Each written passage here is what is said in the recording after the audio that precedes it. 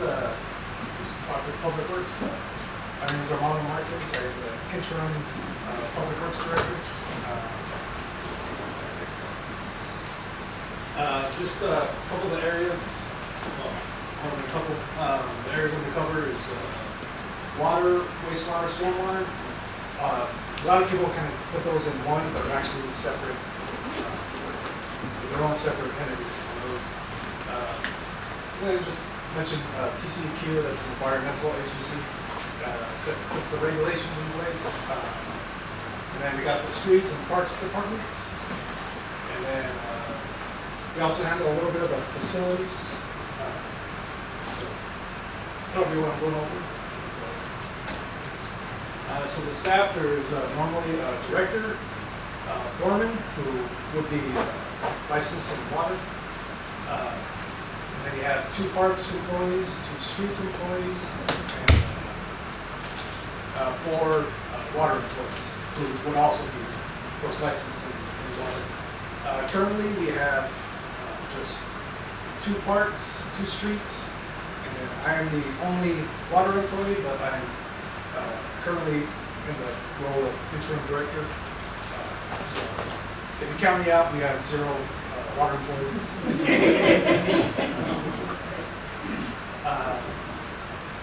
So in managing the water, Kirby, we're self-sufficient in that capacity. We have our own water wells. We got 2 wells. The main wells 2 and 3. I think in the past there was a well number 1, but it was out of commission. It probably fell apart. So that's not existing anymore. So daily we have to check those wells and make sure they're running. You have to get readings, make sure there's a disinfectant, chlorine gas that we put into the water, and that so it's kind of regulated by TCEQ. Now we check those every single day, even weekends. Somebody has to come in Saturday, Sunday, holidays, to at least check the wells and make sure they're running. And then we also, of course, read the meters.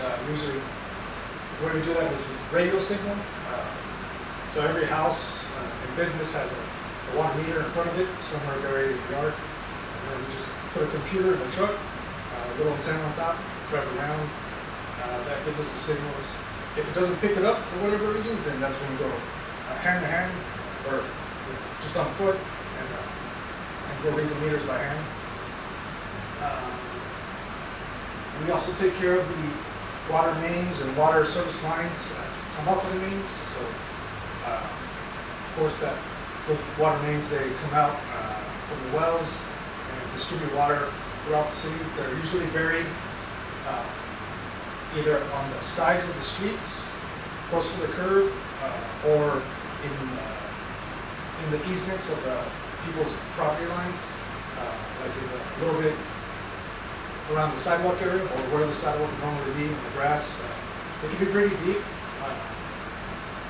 I think it's only required to have them about 2 feet buried, but here the normal depth is about 5 to 6 feet in the ground. So working on those can be hazardous, walls can collapse. The dirt is heavier than you think, so if you get trapped in the pile of dirt, it's not a good day. And bacteria samples, we take them. So every month is required 10 bacteria samples. We get those, we take them to a lab, and they test it. It takes a couple days for us to get the results. So we keep track of that. Let in copper samples. Like I just received a notice from TCEQ at the end of September. I have to conduct some lead copper samples and have that turned in by the end of September. Excuse me. So those are just some things we do to monitor the water, make sure it's safe for drinking. The water is monitored. Every day somebody's out there getting disinfected residual readings, make sure it's safe, we can drink it. And generally our water's good. We get it from the Edwards Aquifer. It's just water underground. We don't get any river water, no other source. It's just underground groundwater. And then valves, I guess that would be with the water mains. I think what I was trying to get at with that is there should be, well, I guess that would be with the acronym reason, SWAT. Pull it up real quick, so I forget. So, I guess the strength would be, is really we have good water here and there. Edwards Aquifer is good water. You don't really have to do much to it. The TCQ just requires a disinfectant, just in case. There usually is nothing wrong with it. You can drink it just as it is, but that is just a requirement that we have to fulfill. So a weakness, so tying back to the valves, there was previously no real maintenance process in place for the valves in the street. Some of them are missing. They got buried over time. Broken, some are broken, and those really help us to maintain the water mains. They're, like if there's a water main breaks, like say a main just completely offsets like that, all that pressure is shooting out. It can completely eat out under the street. Makes it very dangerous to work on, and you have to get that shut down. We can almost always get a shutdown, but if a valve doesn't work, then you have to extend it. And so you might have like 3 streets on a shutdown when you could have just had that one block. So it's very important to maintain those valves. Also another weakness, well 2 is currently up and running, but in a temporary capacity. I guess with previous directors, it's, I'm not sure how much you're aware of it, but well 2 has been just wear and tear over time. The whole shaft is broken. So right now it's together, it's running, it's pumping water, but eventually, you know, if you just leave it like that, it'll fall apart. But we do have plans to get it relined to pour concrete. Fix the shaft, have it repaired, but that is going to reduce our pumping capacity. And then we'll still have enough water, but technically TCQ requires a certain amount of pumping capacity.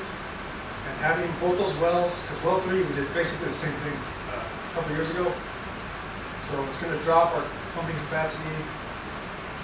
I don't have the exact number, but it'll be just below what we're required to have for our population. So I guess that's where talks have been started, where we may need another well built.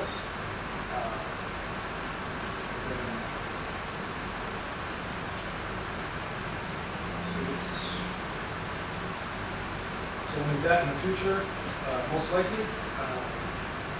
Opportunities, we do have a couple of water employees who have put in applications. It looks like everything's proceeding well, and hopefully we bring them on board. And so that's the opportunity to have them trained, hopefully from this point forward correctly. Have them trained in the right, hopefully we have maintenance procedure plans to going forward to maintain our infrastructure. Threats, I guess I tied weakness and threats together. That would be the damaged well 2. Like I said, there's plans right now from Gibbler Engineering, another engineering firm we work with. They have plans. I believe they're currently at TCQ. It takes, I guess, a long time to go through these plans. So I'll be giving updates about those.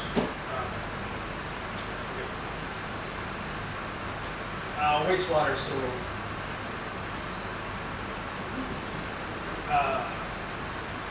there's wastewater mains throughout the city, just like water mains. but these mains are completely different. They are they're like it's not a pressurized system. The water just flows, so it has to be a grade where it just goes. It is not connected to water. Some people think that they're directly connected, the water lines and sewer lines. They're completely separate. So, you know, all your shower water, toilet, you know, just it flows in its own little thing. It's not connected at all. There is a requirement to have a 9-foot separation between the two as they run in the city.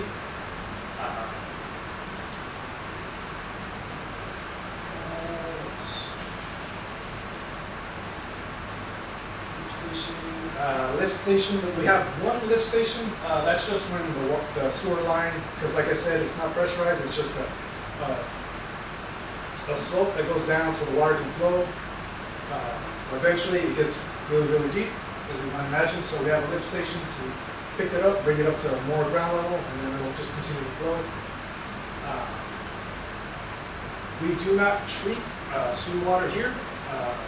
That is given to San Antonio. It eventually flows in the city of Kirby. It flows to Ackerman, and from Ackerman it flows south. And, I personally don't know where it goes from there, but it goes to Saul's treatment facility. But I don't have the specifics on that, but that's where that goes. And then we have a sewer jetter machine. That's what we call it. Basically, it's just like almost a big pressure washer, but instead of a wand, we have a hose. We can send that in the sewer lines to provide cleaning. We have a one-time service currently that if someone's house is backed up, that's usually on the owner's responsibility, unless it goes into the city side. But if it's an owner's area, we provide one service to go ahead and clear that line, hopefully. If it can't be clear with that, then we'll just have to call a plumber. You know, but we do provide that. And then this is also another subject where we did not have a maintenance plan. Every so often we should have a schedule. When we send out the sewer generator, hey, just go clean out this street. Right? Just send the line,